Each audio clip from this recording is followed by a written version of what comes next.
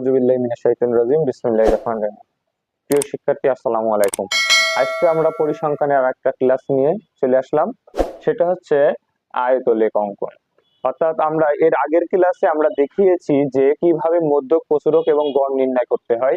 আমরা সেই ক্লাসে বিস্তারিতভাবে আলোচনা করেছি।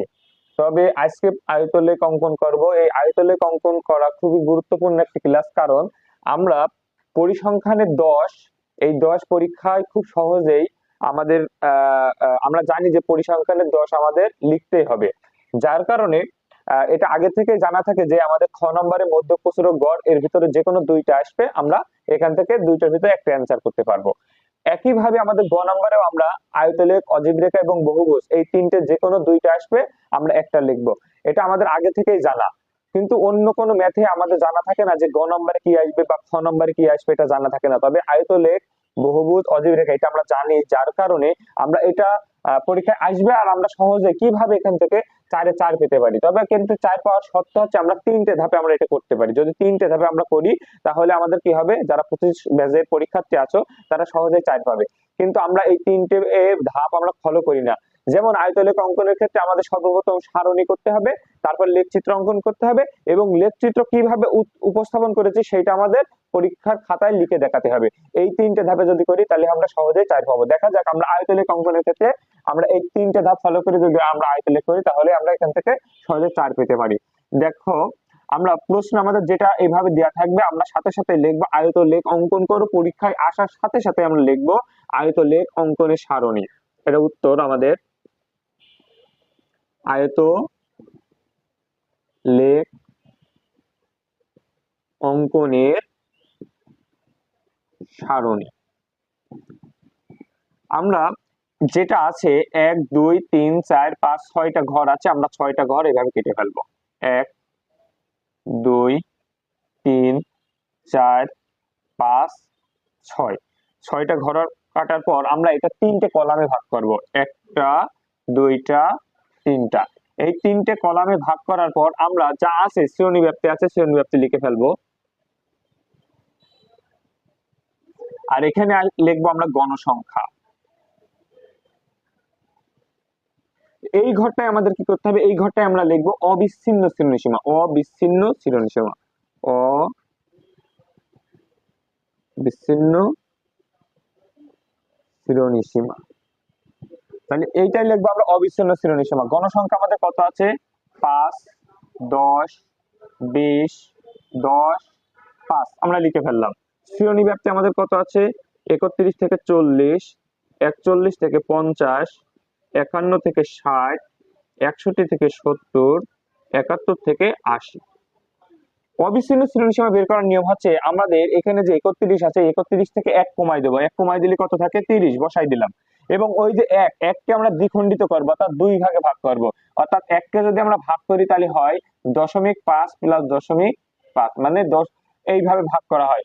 এই যে 0.5, এই 0.5 এখানে যুক্ত করে দেবো, তাহলে 0.5, এবং বাকি যেটা থাকবে সেই 40-এ লিখবো, ওই 0.5 এর সাথে যুক্ত করব। অর্থাৎ অবিচ্ছিন্ন শ্রেণী সীমা বের করার নিয়মটাই হচ্ছে কি, আমরা 31 থাকবে, যেই সংখ্যাই থাকবে ওখানে তার থেকে 1 কমাই দেবো। 1 কমানোর পর ওটা বসাবো, ওই 1কে ভাগ করার পর 2 ভাগে ভাগ করে দুজনার দিয়ে দেবো। এবার প্রত্যেক ক্ষেত্রে এই পাশে যেটা পাইছি ওইটা এখানে চলে আসবে 40.5। এবার এখানে যেটা আছে এটার সাথে যুক্ত হয়ে যাবে 50.5। আবার এই 50.5 এখানে চলে আসবে, আর এখানে হয়ে যাবে 60.5। 60.5 এখানে চলে আসবে, এখানে হয়ে যাবে 70.5। এখানে চলে আসবে 70.5, আর এখানে তাহলে লাস্টে যুক্ত হবে 80.5। অর্থাৎ এটা হচ্ছে প্রথম ধাপ। প্রথম ধাপে আমরা কি করব, সারণী করব। সারণী আমাদের হয়ে গেছে। সারণী যখন হয়ে যাবে, এবার আমরা লেখচিত্র অঙ্কন করব। লেখচিত্র অঙ্কন করতে আমরা কি করব, এইভাবে গ্রাফ, আমরা এটা প্র্যাকটিক্যাল আমি দেখাই দিচ্ছি, তোমরা এটা গ্রাফে বুঝে নিবা যে কিভাবে গ্রাফে করতে হয়। আমরা এটা আমি প্র্যাকটিক্যালি দেখাই দেব। এই বরাবর কি, এই বরাবর, এই বরাবর আমাদের এটা হচ্ছে এক্স ড্যাশ, আর এটা এক্স, আর এটা ওয়াই ড্যাশ, এটা হচ্ছে ওয়াই। এটা আমরা ঘর কেটে নেব। কাটার পর এই বরাবর আমরা বসাবো গণসংখ্যার মান, গণসংখ্যা। আর এই বরাবর বসাবো আমরা অবিচ্ছিন্ন শ্রেণীসীমা, অবিচ্ছিন্ন শ্রেণীসীমা, অবিচ্ছিন্ন শ্রেণীসীমা। এখন আমরা এখানে মান কিভাবে বসাবো? দেখো আমাদের সর্বোচ্চ এখানে আছে 20, তাহলে আমাদের প্রত্যেকটা গ্রাফ চার্টের গ্রাফে আমাদের থাকবে কি 5 করে ঘর থাকবে। তা আমরা লিখলাম এটা হচ্ছে 5, এটা হচ্ছে 10, এটা হচ্ছে 15, এটা হচ্ছে 20। এরপর এই বরাবর আমরা বসাবো, এই অবিচ্ছিন্ন শ্রেণীসীমার প্রথমে যেটা আছে সেটা 30.5, তাহলে 30.5 বসালাম। বসানোর পর এই পাশে যেগুলো আছে সব বসাই দেবো। সেটা তারপরে আছে কত 40.5, তারপরে আছে কত 50.5, তারপরে আছে 60.5, তারপরে আছে 70.5, তারপরে আছে 80.5। এইটা তাহলে আমরা কি করলাম যে এই 30 বসানোর পর এই পাশে সবগুলো বসাই দিলাম। দেখো যে এখানে 30 থেকে 40 ব্যবধান এসেছে, 40 থেকে 50, 40 থেকে 50 ব্যবধান এসেছে, মানে প্রত্যেকের ব্যবধানও তৈরি হয়ে গেছে। এখন আমরা কি করবো গণসংখ্যার মান দেখবো 30 থেকে 40 এর ঘরে কত আছে। 30 থেকে 40 এর ঘরে আছে 5, তাহলে এই যে 5 এই বরাবর এখানেও ফুটা দেবো, সাথে সাথে এরও ফুটা দেবো, দুজনকেই একসাথে ফুটা দেবো, দেওয়ার পর আমরা এটা যুক্ত করে দেবো, অর্থাৎ এটা আয়তলেখ হয়ে গেল। এরপরটাই রয়েছে কত 40 থেকে 50, তাহলে 40 এর ঘরে যাবো আর 50 এর ঘরে কত বলেছে 10, তাহলে এই যে 10 এখানে আসবো এবং সাথে সাথে এরও ফোঁটা দেবো, এটা একটা আয়তলেখ হয়ে গেল। এরপর বলছে 50 থেকে 60, 50 থেকে 60, 50 ঘরে কত 20, তাহলে 20 এর ঘরে আমরা এই যে এখানে এই বরাবর এরও দাগ দেবো এবং এই বরাবর এরও ফোঁটা দিয়ে এই বরাবর এর দাগ দিয়ে দেবো, এটা হয়ে যাবে 20। তারপরে রয়েছে 60 থেকে 70 10, তাহলে 60 থেকে 70 কত 10, তাহলে 10 আছে এই বরাবর এই যে। এরপর রয়েছে আবার 5, সেটা 70 থেকে 80 ঘরে কত 5, 70 থেকে 80 5, তাহলে এই বরাবর বরাবর। অর্থাৎ অবিচ্ছিন্ন শ্রেণীসীমা থেকে আমরা কি করব এখানে এটা, অর্থাৎ এখানে আমরা লিখে দেবো চিত্র আয়তলেখ, আয়তলেখ। তাহলে এটা ছিল আমাদের দ্বিতীয় ধাপ পরিসংখ্যানের, এটা হচ্ছে প্রথম ধাপ, আয়তলেখের ক্ষেত্রে এটা হচ্ছে দ্বিতীয় ধাপ। তৃতীয় ধাপ হচ্ছে আমরা কেউ লিখি না, এটা স্টুডেন্টরা সবচেয়ে বেশি ভুল করে যে তৃতীয় ধাপে আমাদের এইটা কিভাবে উপস্থাপন করেছি এটা লেখে না। এটা না লিখলে আমাদের এখানে ফুল মার্ক পাওয়া যাবে না, অর্থাৎ 4 মার্কের মধ্যে এখানে ধাপে ধাপে মার্ক আছে, অর্থাৎ 3টে ধাপ যদি আমি লিখতে পারি তাহলে আমি ফুল মার্ক পাবো। কিন্তু দেখা যাচ্ছে অনেক স্টুডেন্ট এটা লিখে এটা করে কিন্তু নিচে ওইটা লিখে না, এই না লেখার কারণে সে ফুল মার্ক পাবে না। তো আমরা কিভাবে লিখবো এটা নিজের মতো করে লিখবো।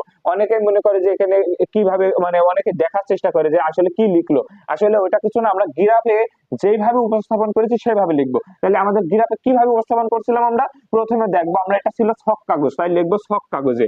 আমরা যেভাবে লিখবো এটা লিখবো ছক কাগজে। দেখো এটা হচ্ছে এক্স অক্ষ বলা হয়, এটা ওয়াই অক্ষ, এক্স অক্ষ বরাবর, তাহলে লিখবো এক্স ও এক্স ড্যাশ, এক্স ও এক্স ড্যাশ কে এক্স অক্ষ, এবং এবার এটা আছে ওয়াই ও ওয়াই ড্যাশ, তাহলে লিখবো ওয়াই ও ওয়াই ড্যাশ কে ওয়াই অক্ষ, লিখলাম। তাহলে ছক কাগজে এক্স ও এক্স ড্যাশ কে এক্স অক্ষ, ওয়াই ও ওয়াই ড্যাশ কে ওয়াই অক্ষ।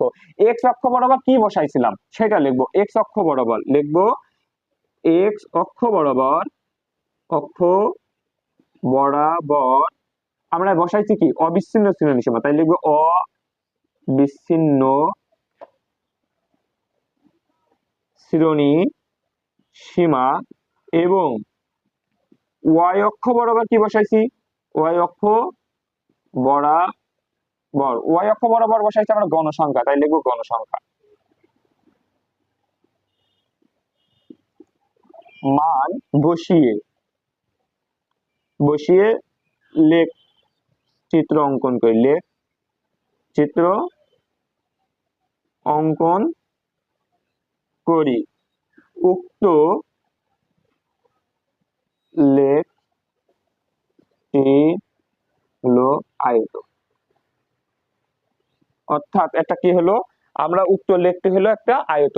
তাহলে ছক কাগজে এইটা লেখার ক্ষেত্রে অনেকেই ভাবে যে আসলে কি লিখবো, আমরা কি করব ছক কাগজ থেকেই লিখবো। ছক কাগজের এক্স ও এক্স ড্যাশ কে এক্স অক্ষ, ওয়াই ও ওয়াই ড্যাশ কে ওয়াই অক্ষ।